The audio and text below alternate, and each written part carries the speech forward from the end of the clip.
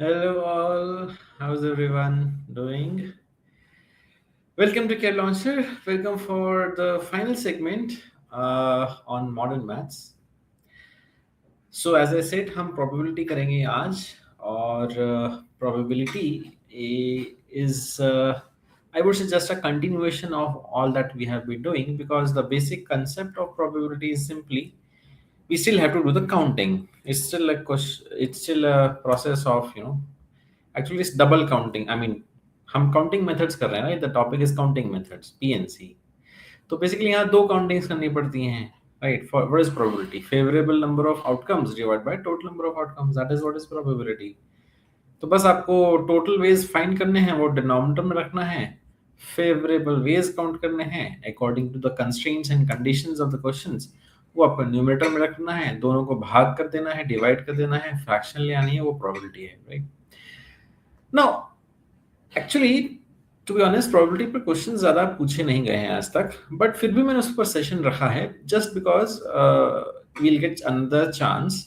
To practise I mean because actually हम बस counting को ही तो प्रैक्टिस कर रहे हैं पीएनसी को ही तो प्रैक्टिस कर रहे हैं क्योंकि probabilities favourable ways by total ways right so will just get another chance to practise right बाकी आपको पता है कि CAT is absolutely it can do anything on any given day so just be prepared for everything right probability per question चाहे कम आए हैं but कभी भी आ सकते हैं दोबारा उसमें कोई संदेह नहीं होना चाहिए right so therefore we'll practice look at some PYQs and more PYQ ज्यादा नहीं है आज but हम प्रैक्टिस करेंगे और थोड़े से कॉन्सेप्ट को अपनी पकड़ और मजबूत करेंगे right so with that let's start with the session of probability देखते हैं let's see first one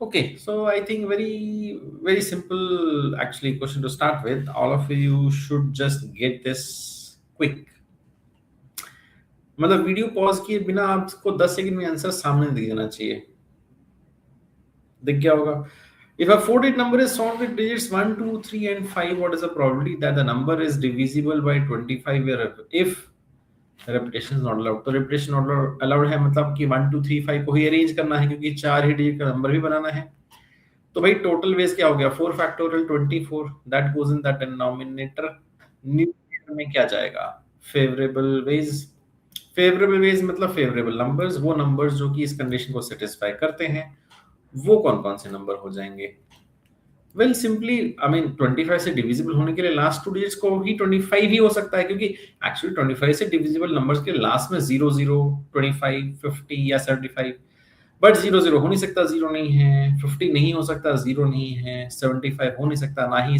7 नहीं है राइट तो बस ये कि 25 should be in the last बाकी दो डिजिट्स आपके 1 और 3 वो अरेंज हो जाएंगे तो दो ही नंबर्स हैं 1325 एंड 3125 बस यही है right so two numbers are favorable out of 24 4 factorial is 24 1 by 12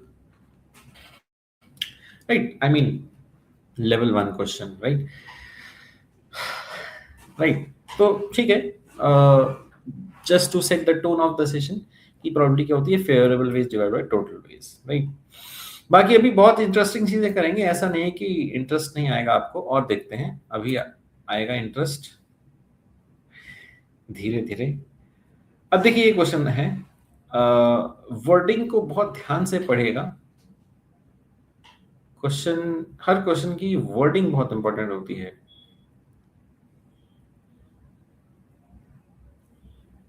चलिए देखते हैं व्हाट डू यू से कितनी बॉल्स हैं 6 and 7 13 and 5 18 बॉल्स हैं राइट अ box contains 6 red 7 green 5 blue balls अच्छा सच्ची सच्ची बताना कितने लोगों ने ऑप्शन ए मार्क किया है चैट बॉक्स में जरूर बताना मुझे each ball is of a different size the probability that the red ball selected is the smallest red ball एक बहुत ही कॉमन सा आंसर इस क्वेश्चन का बनता है कि अच्छा 18 बॉल हैं सबसे स्मॉल रेड बॉल सेलेक्ट करनी है तो एक ही बॉल होगी तो 1/18 यहीं पर चूक हो जाती है चूक समझते हैं right this is where little misjudgment the probability that the red ball selected Actually, this is a question of probability with a condition. Conditional probability का क्वेश्चन है कि हमने जो बॉल सेलेक्ट करी वो रेड है. ध्यान से समझो.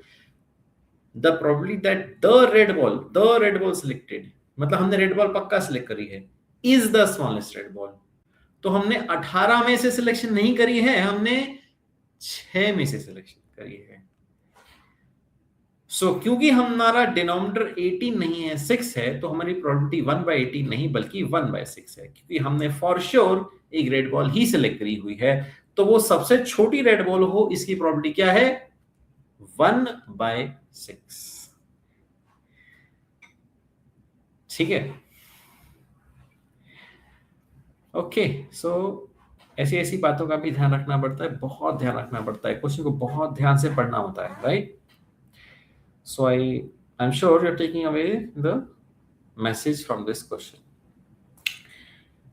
Be very careful about the total quantity from which the selection is being done, right? वो 6, 7, 5 जो है वो बस आपको बहकाने के लिए लिखा हुआ है. चलिए और देखते हैं नेक्स्ट वन. देखिए next one. Now this is a very different sort of a question, this one which came in CAT 2012, और मेरे को लगता है कि बहुत इंपॉर्टेंट क्वेश्चन है, राइट? मतलब काफी चांस है कि ये कभी कुछ किसी वे में दोबारा कुछ आ जाए. देखिए बहुत डिफरेंट टाइप का क्वेश्चन है, इसमें काउंटिंग इन्वॉल्व नहीं है. ये कैसा सवाल हुआ? पीएनसी का क्वेश्चन लेकिन काउंटिंग इन्वॉल्व नहीं है. क्वेश्चन प्रोबेबिलिटी का है. देखिए, rectangle is drawn such that none of its sides has length greater than a. ठीक है. a पता नहीं, कुछ नंबर होगा, कुछ वैल्यू होगी, मान लो 10 सेंटीमीटर, मान लो 1 मीटर, जो भी है. All lengths less than a are equally likely. ठीक है. The chance that the rectangle has its diagonal greater than a is in terms of percentage. ये क्या सवाल हुआ यार? what's happening here? I mean, अभी तक हम क्वेश्चन कर रहे हैं तो मतलब कुछ काउंट करना होता है, कुछ नंबर ऑफ वेज निकालने होते हैं. प्रोबेबिलिटी कर रहे हैं तो favourable ways by total ways. इसमें वेज कैसे काउंट करें? I mean, we are forming a rectangle, so there are two parameters involved over there which can take values on a continuous basis. The length and the breadth each can lie in the range from 0 to a as per the problem.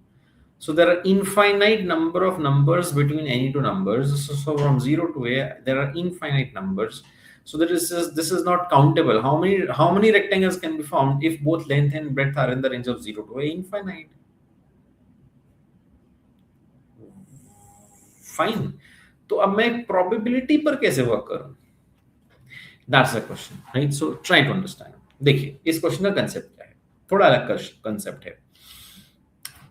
ये दोनों parameters continuous basis पर 0 to a की range में लाई कर सकते हैं, right? Right. 0 not included, obviously वो less than equal to 0 तो नहीं होगा. Nevertheless, the point is, in this kind of question, what you need to do, you need to consider the two parameters. Okay, let's say considered along as two independent variables, best analyzed on a Cartesian coordinate system. In the sense, मैं ये कह रहा हूं कि let's say length को मैं x variable define कर रहा हूं. Length is the variable x and breadth is the variable y, right? तो मैं ये कह रहा हूं कि ये मेरा कार्टेशियन कोऑर्डिनेट सिस्टम है. एक मिनट, मजा नहीं आया, just give me a minute. मैं दोबारा से लिखता हूं. x and y, x is length, y is breadth, greater than 0, less than equal to a. ये मेरा कार्टेशियन सिस्टम है. ये मेरा x वेरिएबल है, ये मेरा y वेरिएबल है. तो what I'm saying, if you want to explain to anybody what is the length of or breadth values, that will be a point on this Cartesian system. Let's say this point somewhere. Let's say this is a/4 comma a/3. I hope you understand my point.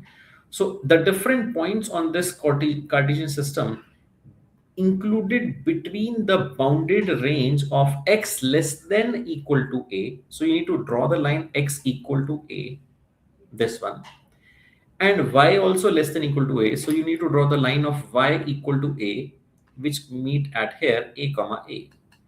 So within this boundary of this square region, right, this is a comma a, whose area is a square.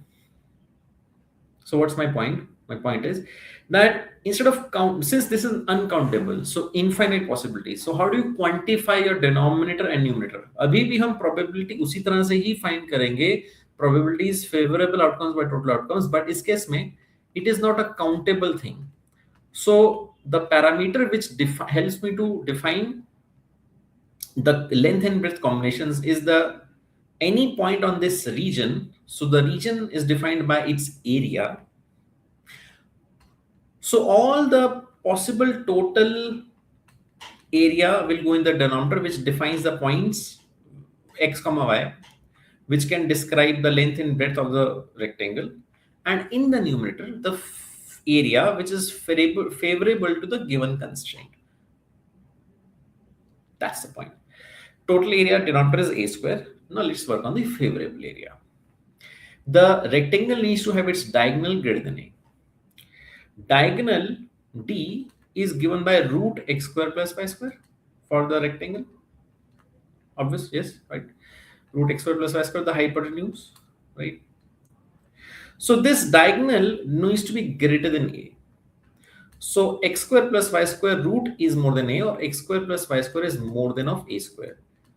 अब थोड़ा सा आपकी Cartesian coordinate system की थोड़ी सी understanding यहाँ पर काम करेगी. x square plus y square equals a square is the circle whose center is origin O and whose radius is a. So with radius a, it will pass through this extreme point here and will also pass through this extreme point here. This is a comma 0, that is 0 comma a. So all in all, therefore, what is happening? Key the points outside this quadrant of a circle are the favorable regions. Is the favorable region this entire? Because I need to be outside the circle, x square plus y square more than a square describes the points lying outside the circle. All of us know that, right? So I think this is a job that can be finished off. This total area in the denominator is a square and this favorable area. So obviously the non-favorable area is easy to understand. That is the quadrant of a circle. Circle का area होगा pi a square. The whole circle अगर मैं complete करूँ चारों quadrants में, वो करना नहीं है.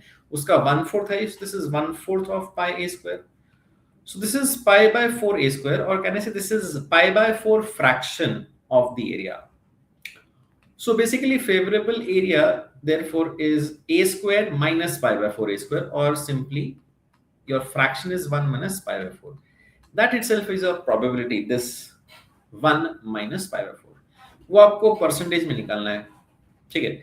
तो pi is 3.1416 in decimal form approximately. Pi by 4 is therefore 3.1416 by 4. मैं 22/7 नहीं ले रहा हूँ क्योंकि मुझे थोड़ा सा exactly निकालना है. So this is 0.747 से 28 34 32 8 21 54 0.7854 is the non-favorable area का fraction. So 1 minus this, which is 0.2146, right? So this is the probability required is 1 minus 0.7854, which is approximately 21.46%. Or from the options I can mark therefore 21.5 is the probability. ठीक है, थोड़ा different question था, इसीलिए मैंने ये session रखा. देखिए कि मैं कुछ नहीं छोड़ता हूँ, ये मेरी बहुत बुरी आदत कह सकते हैं कि I give you everything, right? Okay, so I mean you might see this sometime.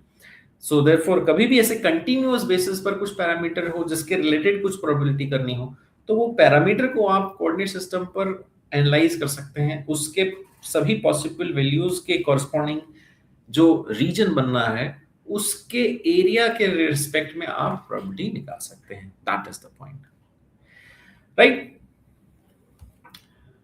Perfect.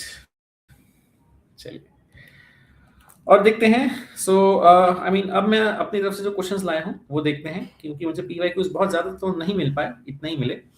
But मैं ये कह रहा हूं कि प्रैक्टिस करते हैं और क्या है, राइट? पीएनसी कोई मतलब basically counting methods. Now please try this one. If a fair dice is rolled 4 times, बिल्कुल सबसे हो जाना चाहिए this one. Quickly let's see how many of you get this. और मुझे चैट बॉक्स पे जरूर बताइएगा जिन्होंने भी सही आया.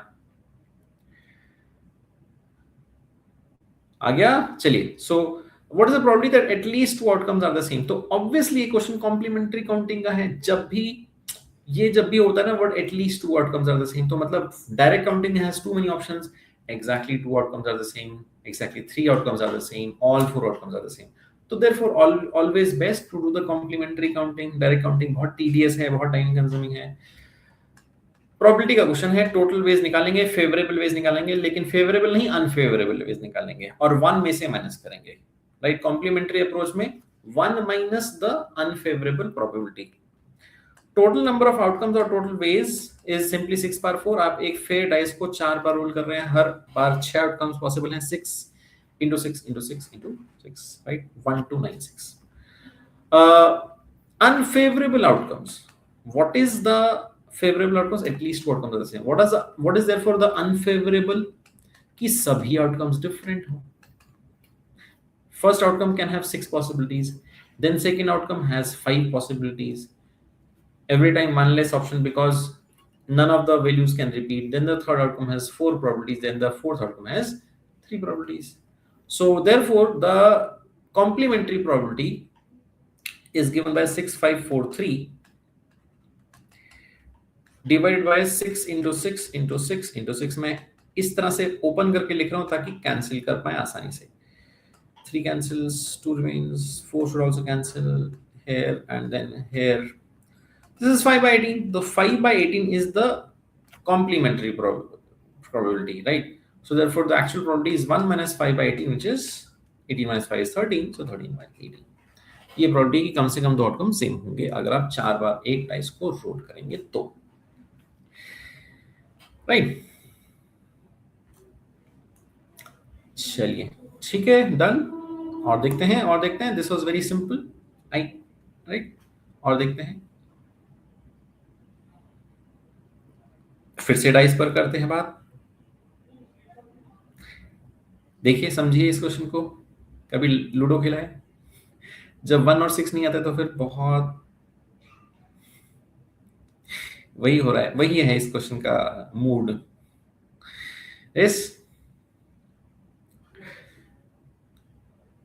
देखिए क्वेश्चन बहुत इंटरेस्टिंग है, समझिए, देखिए, ऑप्शंस आपके पास हैं.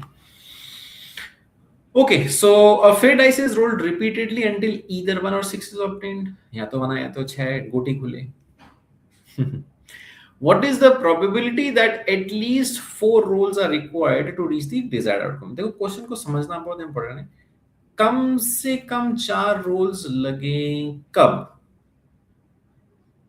अब इसको मैं डायरेक्ट काउंट करूंगा तो मतलब इनफाइनाइट पॉसिबिलिटीज हैं, इन द सेंस कि फोर्थ रोल पर 1 या 6 आए, फिफ्थ पर आए, सिक्स पर आए, सेवंथ पर आए, एट्थ पर आए, अप टू इंफिनिटी.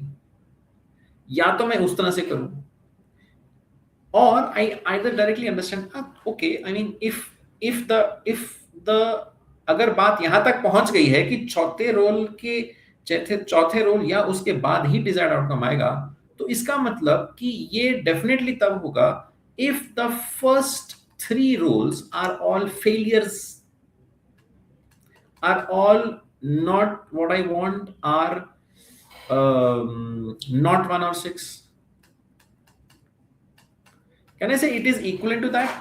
अगर पहले 3 रोल्स 1 या 6 नहीं आए तो इसकी प्रोबेबिलिटी ही मुझे निकालनी है. I mean, अगर ये इवेंट हो गया तो डेफिनेटली 4 या उससे ज्यादा रोल्स लगने हैं, है ना?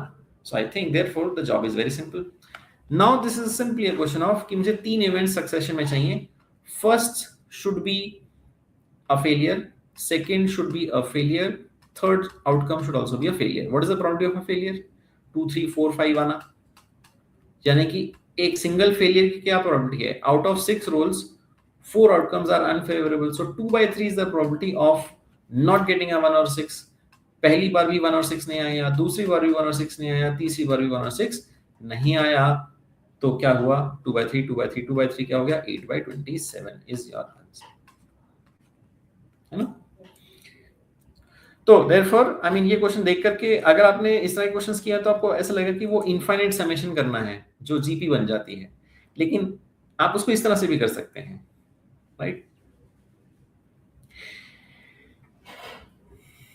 चलिए, so if you got that, nice. और देखते हैं.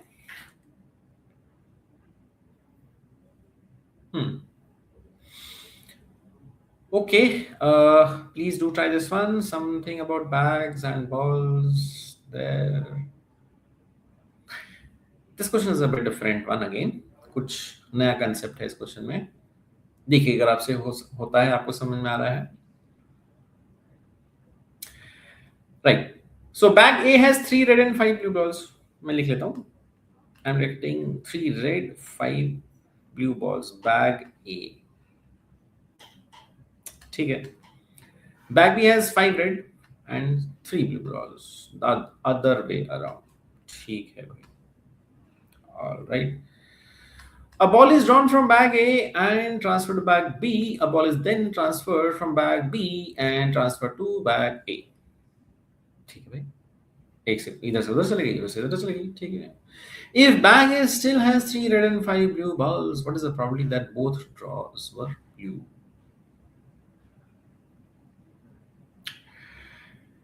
So this is a question of conditional probability again. कि एक इवेंट ऑलरेडी हो चुका है, कि मतलब हमने एक बॉल इधर से उधर रखी, उधर से इधर रखी, और फिर ये बताया जा रहा है कि the distribution of balls in bag is still unchanged. So we have to think of how this could have happened. I mean, the question itself is stating one of the possible ways कि इधर से भी उधर blue जाए और उधर से भी इधर ब्लू आए. But there is one more possibility कि इधर से उधर रेड जाए और उधर से भी इधर रेड आए.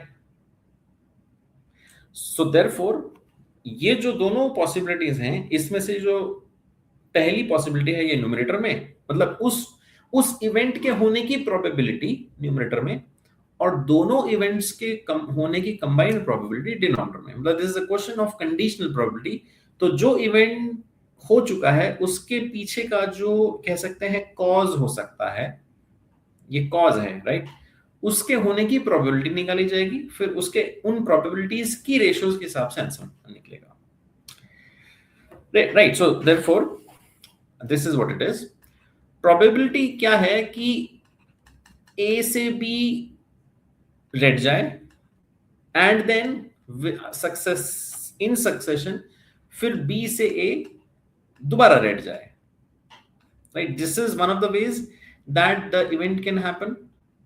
या फिर इस मतलब ये जो इवेंट है हो चुका है कि bag still has 3 red and 5 blue balls, उसके होने के पीछे एक ये पॉसिबिलिटी है, या फिर मतलब ये इवेंट है मैं उसकी प्रोबेबिलिटी निकालूंगा, या फिर ये इवेंट हो सकता है कि ए से बी ब्लू बॉल ट्रांसफर हो और फिर इन सक्सेशन बी से ए फिर दोबारा से ब्लू ही बॉल ट्रांसफर हो. तो देखो ये दोनों जो इवेंट्स हैं जो सक्सेशन में हो रहे हैं ये इंडिपेंडेंट नहीं है, क्योंकि ए से बी जो जा रहा है वो बैग बी के बॉल्स के नंबर को चेंज कर रहा है, राइट? तो इसलिए इस प्रोबेबिलिटी को ध्यान से देखना. ये वाली जो सेकंड पार्ट है, जैसे बी से ए रेड जाए, वो 5/8 नहीं है, क्योंकि बॉल्स का ही डिस्ट्रीब्यूशन चेंज होने वाला है.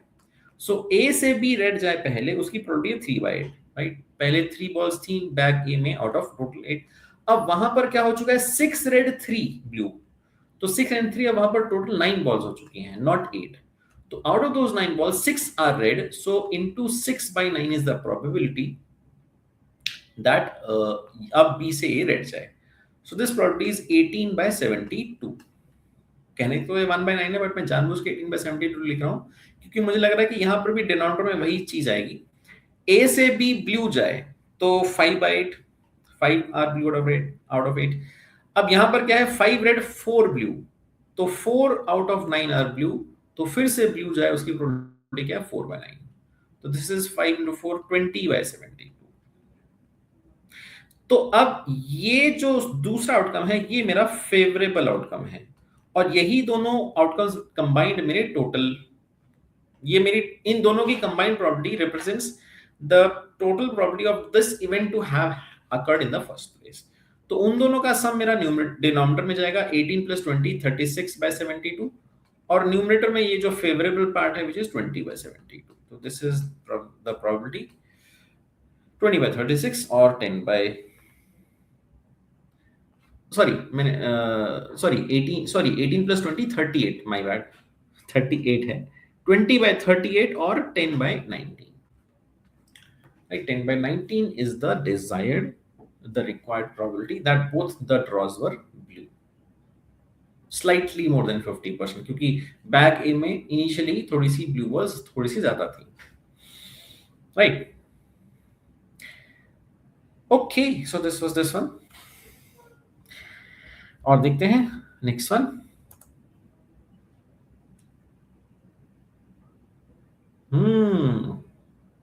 याद है लास्ट टाइम ज्योमेट्रिक काउंटिंग कर रहे थे, तो ज्योमेट्रिक प्रोबेबिलिटी का एक क्वेश्चन कर लेते हैं, काउंटिंग ही है, बहुत अच्छा सवाल है, कॉन्सेप्चुअल सोचने वाला सवाल है, right?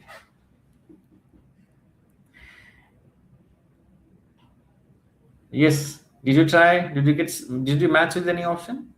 Let's see. Two diagonals of a hexagon are selected at random. What is the probability that the diagonals intersect inside the hexagon? बहुत ही अच्छा सवाल है। देखिए कितने diagonals होते हैं hexagon के? All of us know n-3/2 is a formula of the number of diagonals of any n-sided polygon. Right? So for a hexagon, this is 6 into 3/2. The number of diagonals in a hexagon is 9. Right? There are 9 diagonals in a hexagon. Now we are selecting two diagonals at random. Right.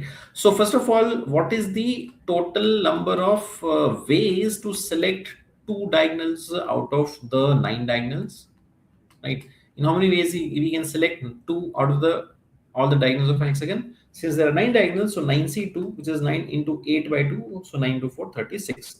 So 36 different combinations of diagonal pairs can be selected, out of which now we have to figure out how many of them, in how many ways we can select the two diagonals. So the favorable outcomes are that their intersection points should fall within the hexagon.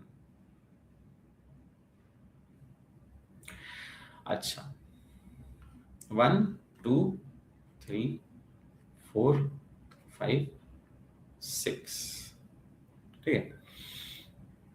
मैं कहता हूं if I select, ध्यान से समझना इस बात को, concept क्या है। अगर मैं कोई भी 4 पॉइंट्स सेलेक्ट कर लूं,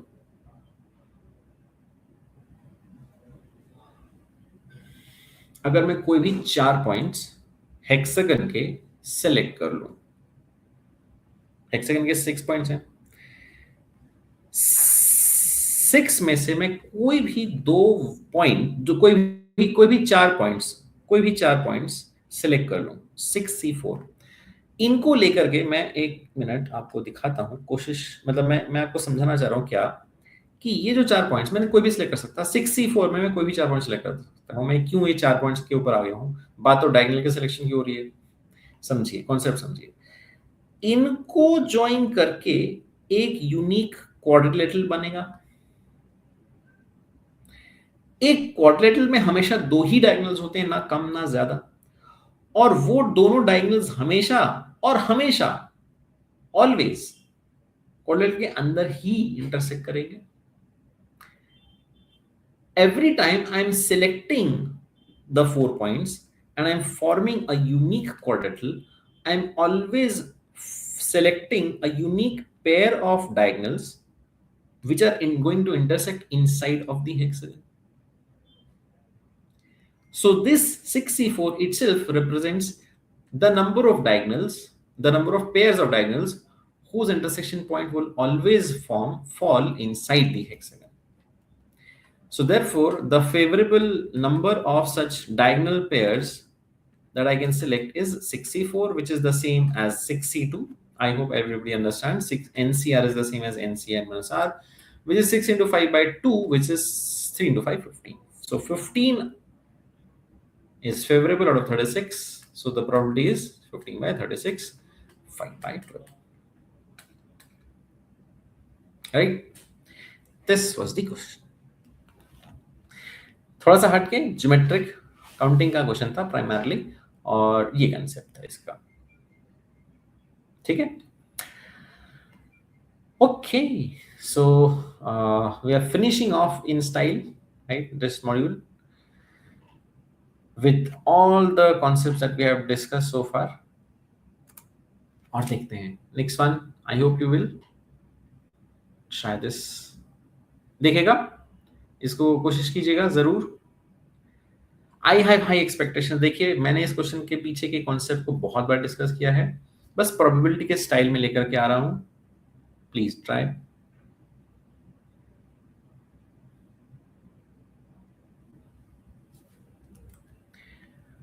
alright, did you get it?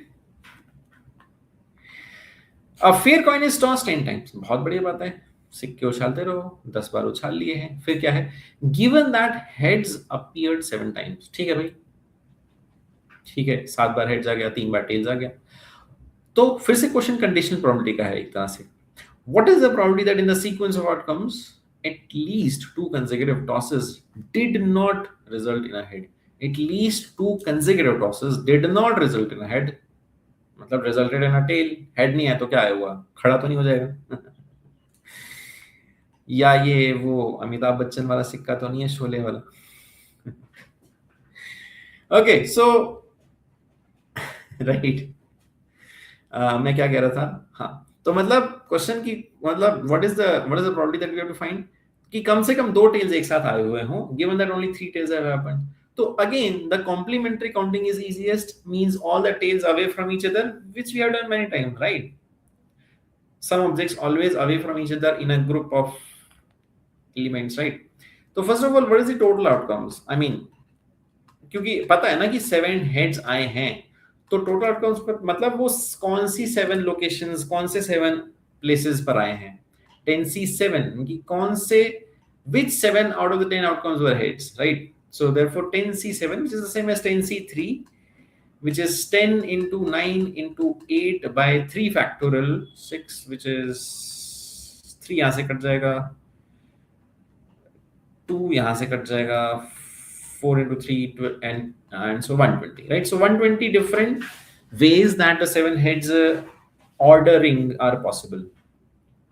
तो अब अनफेवरेबल आउटकम को काउंट करना ज्यादा आसान है कि ये हमारे 7 हेड्स हैं, वही कि इनके बीच में गैप्स में हमको टेल्स को प्लेस करना है. 1 2 3 4 5 6 7, राइट? तो दे हैव 8 गैप्स. ठीक है, you know that, I have done this many times.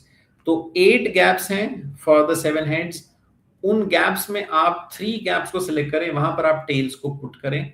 तो the 3 tales completely no 2 of them occurring consecutively could happen in 8C3 ways, which is 56. So this is your unfavorable counting. So the favorable outcomes that at least 2 tails appear together, right, is therefore 120 minus 56. देखिए, to at least 2 tails appearing together further has 2 cases. या तो exactly 2 tails appear together या all 3. इसको manually भी कर सकते हैं count, मैंने करके देखा हुआ है, उससे भी हो जाएगा. But this is easiest, right? This is 64. So 64 out of 120. 8 can be cancelled. 8 by 15. 15 8 is 120. So that is your answer. All right, people. So this was again another fun session and our conclusion with modern maths, right? So it was fun for me. I hope you enjoyed. And then primarily in this module we have understood कि digit based problems की काफी probability रहती है, मतलब उससे questions काफी पूछे जाते हैं. बाकी हमने सारे तरह के काउंटिंग मतलब सिलेक्शन और अरेंजमेंट के specific questions, right, distribution, geometric counting, सब कुछ कवर किया है, right? So I hope you'll take this and keep on trying, keep up with the practice. Thank you. Until next time, all the best. I'll see you again. Thank you.